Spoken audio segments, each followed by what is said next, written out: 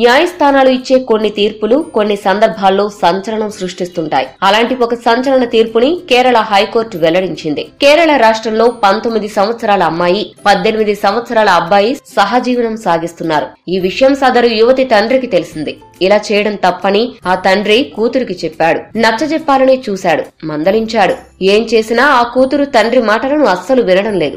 దీంతో ఏం చేయాలో పాలుపోక ఆ తండ్రి హెబియస్ కార్పస్ రిట్ పిటిషన్ ను కేరళ హైకోర్టులో వేశాడు. ఈ పిటిషన్ ను విచారణకు స్వీకరించిన న్యాయస్థానం కేసుని పూర్తిగా విచారించి ఊహించని తీర్పునిచ్చింది. ఈ ఇద్దరు యువతి యువకులు సహజీవనం చేస్తున్నారు.